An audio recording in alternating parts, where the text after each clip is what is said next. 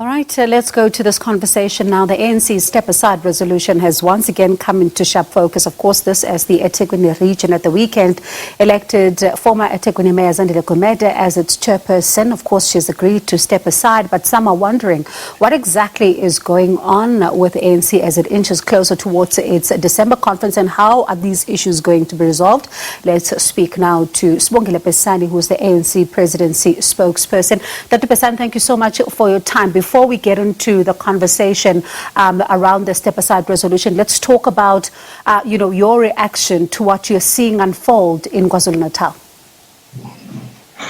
Well, it's quite devastating, and once again, South Africa I think we're just in the middle of resolving the COVID issue, and then we have this devastation. I think it's something very painful.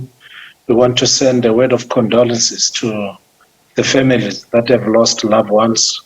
And I know that the ANC were also making plans to have our volunteers that side to see how they can actually give assistance to the needy families. It's devastating, and we wish them strength in this hour of darkness. All right, thank you so much for indulging me there. Let's then go to our conversation. I mean, we saw at the weekend a leader that had been asked to step aside, in the ANC, now also emerging as the chair of the Ethekwini Region, that's Zandile Gumede. We saw the same picture emerging again in Mpumalanga with Mandla Msibi, where the president asked for the ANC there to reflect. Why do you think the organization keeps on finding itself here? Look, in the context of renewal, we had to adopt a fight against corruption. And as we did so, we adopted a step-aside decision.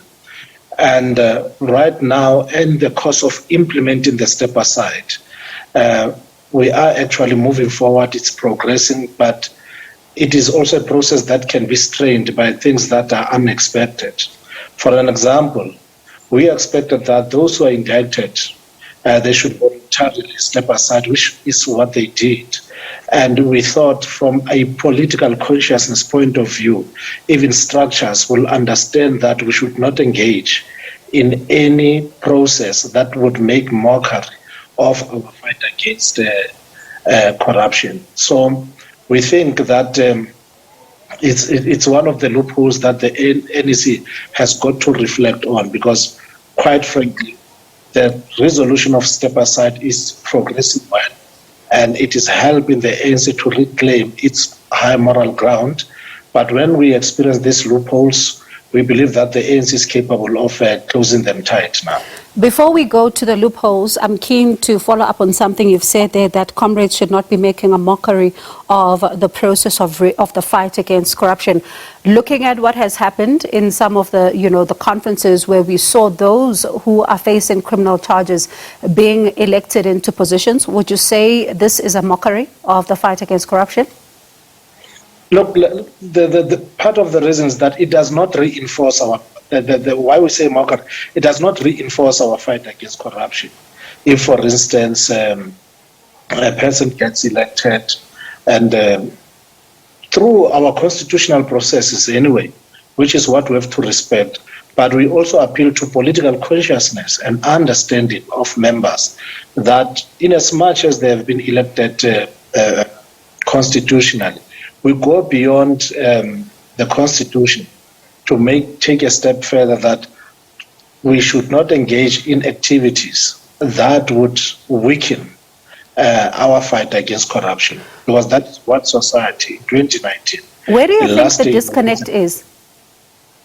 No, the disconnect is also the fact that we need to make sure that we politicize our members so that they understand we're not just ticking the boxes, We're not engaged in the process of ticking the boxes. We have stepped aside, but the Constitution allows us. No, we're not just doing that. We're speaking to real issues that affect members. We need to strike a balance, doing things the right way and doing the right thing. There are times when what you do has got to go through the process which are constitutional. We respect that. But there are times when the right thing to do, irrespective of how favorable or constitutional what you are doing is, you just have to take an action to save the ANC's image. So that's what we are talking about here. So it has to do with the level of consciousness among some of our members, even the structures of the organization. So it shows that we have a lot of work in the context of renewal to ensure that this process, is refined and we engage fruitfully. We engage with it quite fruitfully. While you've conceded, though, that this, of course, takes the fight against corruption a step back, I wonder if the party is prepared for the reality that what we are seeing happening in these particular regions... Sorry, Bongo, I missed your starting statements. I'm sorry. I missed them. Can you hear me now?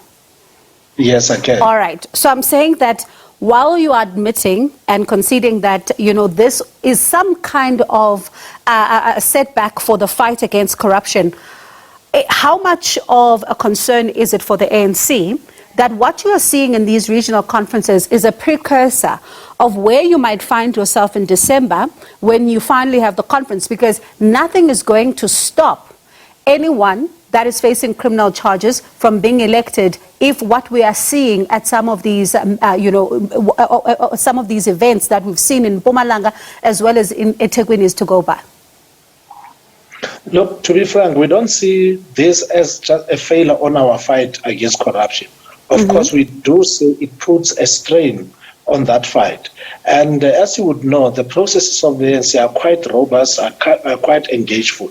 And whenever we progress in our fight against corruption, whenever we progress, most importantly, in the renewal process, we do find an opportunity to refine and to close loops wherever they occur.